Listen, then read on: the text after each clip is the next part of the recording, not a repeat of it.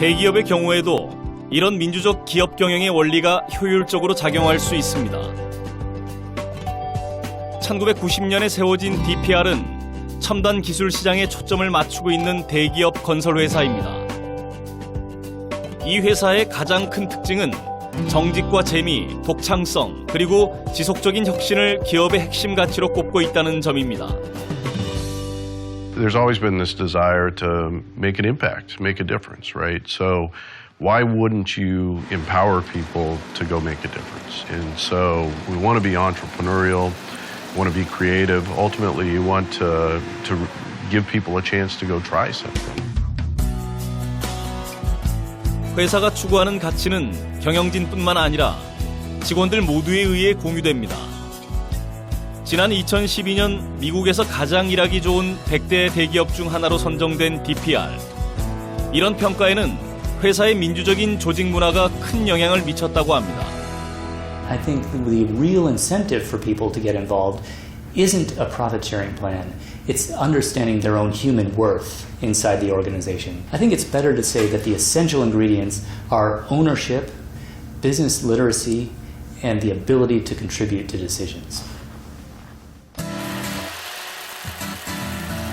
일반적인 기업과는 달리 민주적인 기업에서는 직원들이 회사의 외부에 있지 않습니다.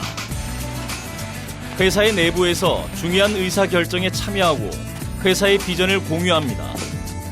그래서 회사의 성공은 바로 직원 자신의 성공이 되는 것입니다. We're all in this thing together. We all have skin in the game. And it's different when, you know, it's a publicly traded company and the stock goes whatever and decisions are made based on accounting statements. Or when it's a family-owned company where you're going to work very hard, but at the end of the day, it's going to be 3 or 4 people that are really going to reap the benefits. 연평균 12%의 높은 성장률을 기록해온 DPR. 이런 성장 뒤에는 직원들을 회사 운영에 참여시키고 그들과 함께 이익을 공유해온 민주적인 경영 방식이 있었던 것입니다.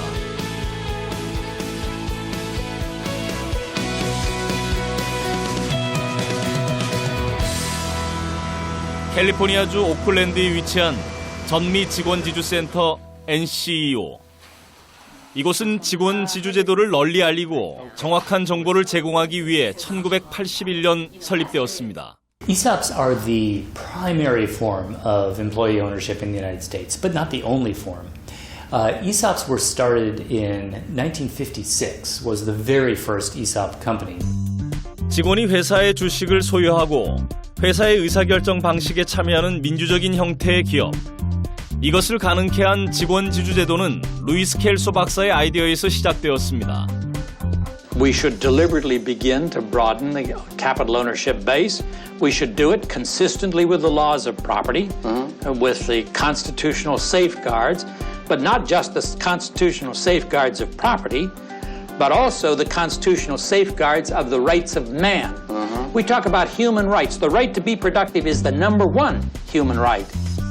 미국에서 직원 지주 제도가 활성화되기 시작한 것은 1974년 관련법이 제정되면서부터입니다.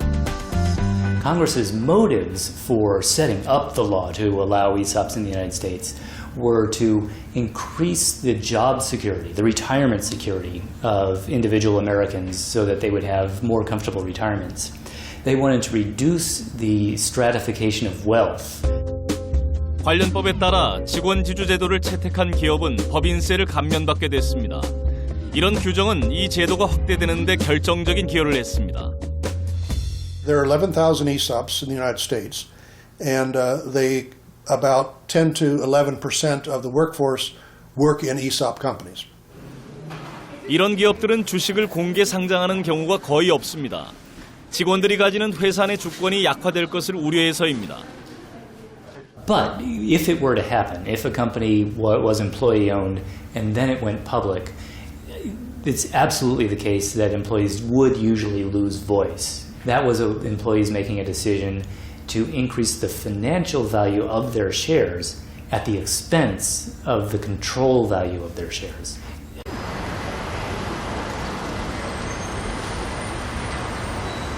지금까지 민주적으로 운영되는 기업들을 보았습니다. 이들 기업에는 한 가지 공통점이 있습니다. 바로 비상장 기업이라는 것입니다. 왜냐하면 기업이 상장되면 주주 이익을 중심으로 운영될 수밖에 없기 때문입니다. 그런데 정부의 결정으로 민주적으로 운영되는 기업이 있습니다. 어떻게 가능했을까요?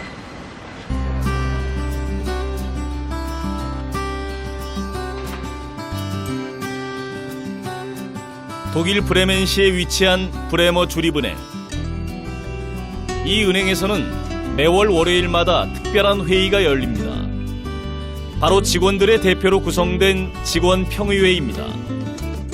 이 회의의 임무는 경영진을 감시하는 것, 임금 협상과 업무 협의 등이 제대로 이행되는지가 감시의 대상이 됩니다. Zum Beispiel, wenn die Bank ihr Gehaltssystem verändern möchte. Oder wenn die Bank ein Arbeitszeitsystem ändern möchte. Arbeitsbeginn ist heute um 6 Uhr morgens, wer das möchte. Und wenn sie vorhat, das zu ändern, dann wäre das eine Maßnahme, die mitbestimmungspflichtig ist. Der Personalrat beschäftigt sich aber auch mit Einstellungen, wenn neue Mitarbeiter eingestellt werden sollen. Ist das ein Thema für uns? Oder wenn ein Mitarbeiter von der einen Abteilung in die andere wechseln soll, wenn er mehr Gehalt kriegen soll, aber auch wenn mal jemand gekündigt werden soll, muss das über den Personalrat laufen. Das ganze Thema der Mitbestimmung ist mit Sicherheit sehr auch diskussionsintensiv und abstimmungsintensiv, nur auf Sicht, und so muss man es ja auch mal betrachten, sitzen wir alle in einem Boot. Ja, die Arbeitnehmervertretung, aber auch entsprechend die Unternehmerseite. Und letztendlich geht es darum, auch gemeinsam entsprechende Ziele auch zu erreichen. 독일의 기업들은 공동의사 결정제도라는 것을 두고 있습니다. 이 제도를 이루는 두 기둥, 직원평의회와 감독이사회.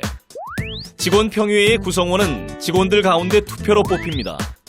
그들 가운데서 다시 선출된 직원 대표가 주주총회에서 뽑힌 주주대표들과 함께 감독이사회를 구성하게 됩니다. 이렇게 만들어진 감독이사회는 이사회의 구성원을 선임하고 감독함으로써 경영상의 중요한 의사결정에 참여하게 됩니다. Haben die Arbeitnehmer 1/3 der Sitze im Aufsichtsrat. Die anderen 2/3, das sind Vertreter der Aktionäre. Und in Großunternehmen mit mehr als 2000 Beschäftigten haben die Arbeitnehmer die Hälfte der Sitze im Aufsichtsrat. Die andere Hälfte ist bei den Aktionären. Und dieses System mit über 2000 Beschäftigten, die Hälfte der Sitze, das ist das Mitbestimmungsgesetz von 1976.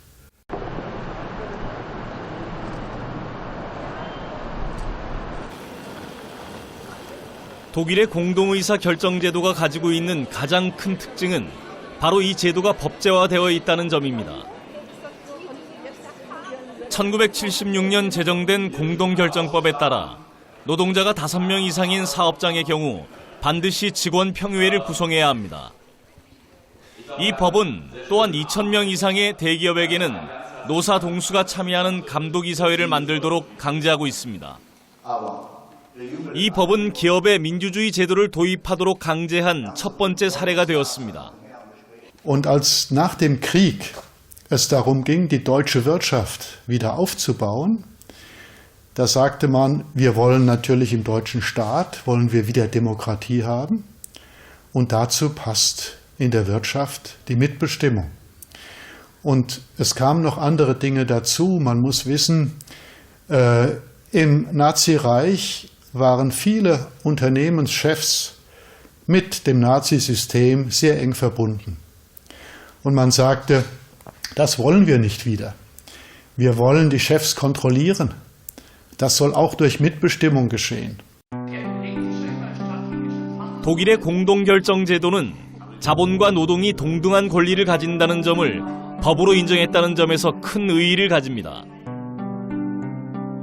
1950년대 초반 철강과 석탄 산업에 처음 도입된 후 1976년 모든 산업으로 확대된 이 제도는 기업 경영은 물론 노사 관계에도 긍정적인 영향을 미쳤습니다.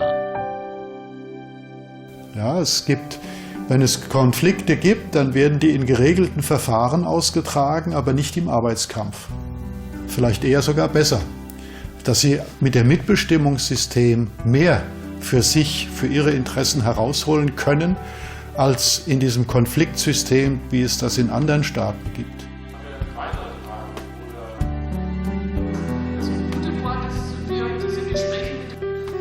Sie ist wichtig, weil der Einzelne eben nicht reines Objekt ist in seinem Betrieb oder in seinem Unternehmen. Weil man auch im Betrieb als Mensch behandelt wird und nicht nur als Produktionsfaktor. 현대 사회는 지식 경제 사회입니다. 그렇다면 기업에서 지식 생산을 누가 담당할까요? 그것은 바로 직원들입니다. 그런데 지식을 생산하는 직원들은 소외되고 지식 생산에 관여하지 않은 주주들이 부를 가지고 간다면 자원 배분은 분명 잘못된 것입니다. 민주주의는 자치의 원리입니다.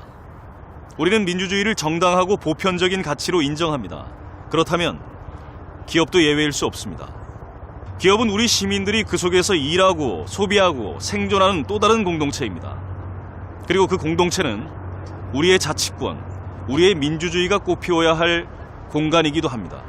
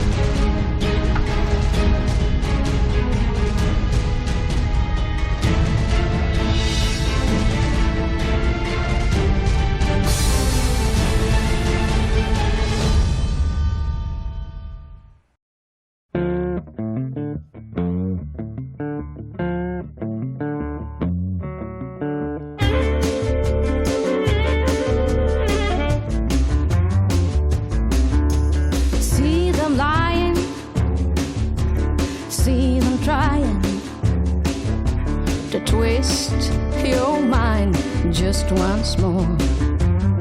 In this illusion of democracy, yeah, nothing is what it seems to be.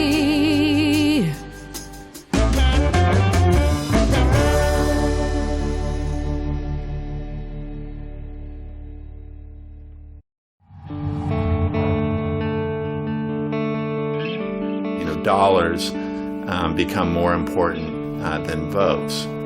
Majority of citizens in any country are poor.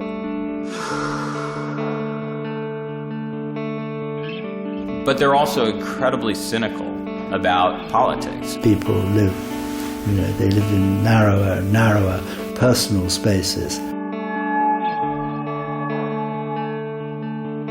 Democracy a kind of vestigial organ, like the appendix. So you have enormous corporate power in this world that we're looking at over the next 50 years. Who owns the robots, the machines that make stuff, rules the world? Up to the population.